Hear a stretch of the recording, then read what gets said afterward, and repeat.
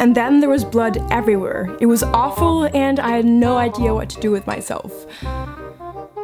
And that was my attempt at scaring all the guys who accidentally clicked on this video away.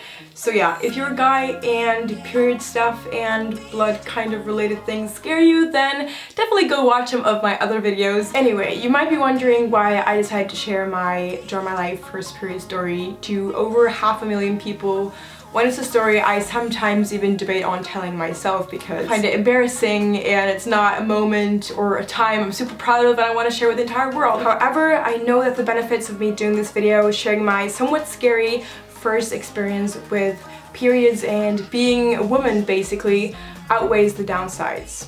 So here I am. Also, I do actually enjoy talking about periods, something that I've done before, and it's also something that half the world's population is going to have or has had, but it's still taboo for so many people, and that's not okay. Therefore, through talking about periods in this video and in my other videos as well, I hope to brush a little bit of that taboo-ness off your shoulders, or I could at least give it a try. This video is for all your girls out there who haven't yet gotten your first period and are curious to how to handle it, and also for all you guys who are just curious of how much of a messed up first period story I have to share.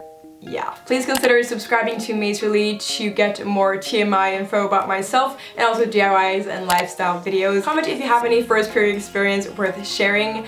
And also shout out to my friend Brianna Renee for giving me inspiration to do this Draw My Life related video. Yeah, I think that's all. Let's get right ahead and get into this video. Alright, let me introduce my 14-year-old self. I was a late bloomer, obviously, a school nerd, probably still is, but you know, I love cheerleading, and I was about to compete in nationals with my junior elite team. Was in 9th grade in middle school, shout out to the Norwegian school system, and pretty much a happy kid. Oh, and you'll see why these things are important later.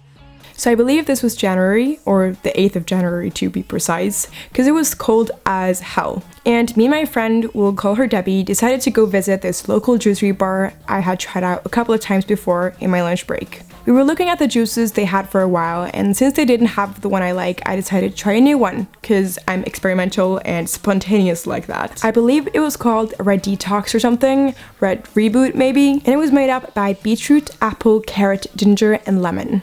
And also, don't ask me why I remember this. So then I proceeded to start drinking this drink I had bought for $10, which was a lot for my 14-year-old self, and is still too much to spend on juice in my opinion. And it tasted awful. However, because I'd spent all my money on this awful juice, I pushed myself through and I finished it in the duration of the day. I even have a photo booth clip of me trying to drink this thing. It was that bad. And that's also the reason I know this exact date. Yeah, I'm not a girl who tracks every event in her life yet.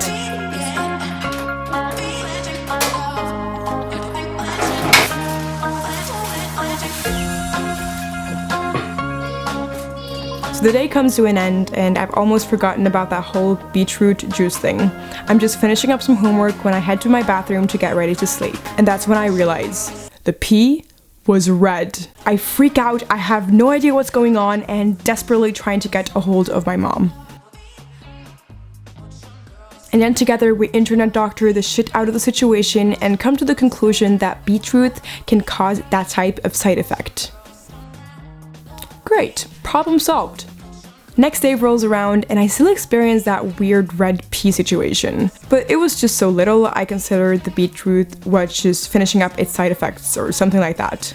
I don't even know. I mean, I had just come to the conclusion that my body was obviously doing some weird stuff and I was not about to try to learn more about it.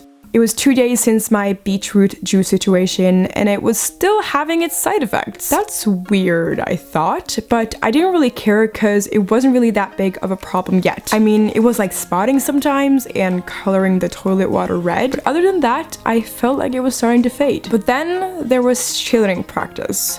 And here's a quick 101 about that situation. I was a flyer, meaning that I was on top of all the pyramids, and I was also on an elite team, meaning heel stretches, splits, arabesques, and all the weird hold up one foot in the air positions were my thing. So our coach had put every group to work on these types of stunts for a while when I felt something weird.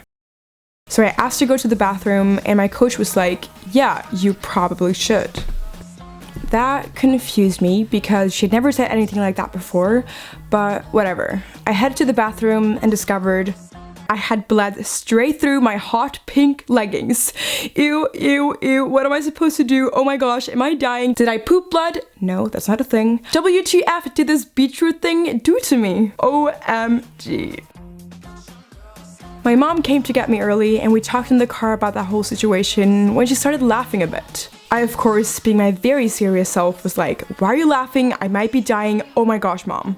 When she told me, congratulations on becoming a woman, Madeleine. And that was when I realized I had gotten my first period, was on the end of day 3, and I have absolutely no idea.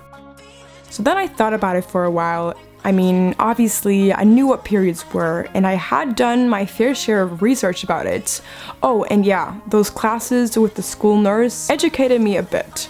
However, when it happened, I simply couldn't connect the dots. If it wasn't for my mom's realization, I mean, I could possibly just think the beetroot was having its side effects for the 4th year in a row now. When I got home, my mom handed me some period necessities she had laying around, and I put my halfway destroyed pink leggings in the washing machine. And yeah, they didn't heal, by the way, so RIP leggings, you have been missed. And the rest is pretty much history. I mean, I finished that period week, and I've had my period once a month-ish ever since. So to conclude, just know that your first period may happen when you least expect it, and you might not be able to connect the dots immediately. But if you're prepared and know that first period stories can come in every shape, size, or form, yours probably also will. And also, it should never be scary to ask anyone, mom, girlfriends, school nurses, about your first period, or periods in general. It's one of the most, if not the most, natural part of being female, so don't be shy about it. Alright, that's it for this video. I hope it made you laugh just a little bit. Honestly, we should all just laugh about how ignorant I was. It's pretty amazing. Try to not be that ignorant when you get your first period, and don't be afraid to ask anyone any questions. And if you're a guy who just drank beetroot juice and you're peeing red and is now considering the fact that you might be having your first period, don't worry, that's a weird coincidence. Please consider subscribing and also check with your local doctor. Everyone else can also, of course, subscribe to this channel. It's free. You get updates every time I upload a video. I love you guys so much. Thank you so much for watching, and I will see you next time. Bye everyone! Mwah.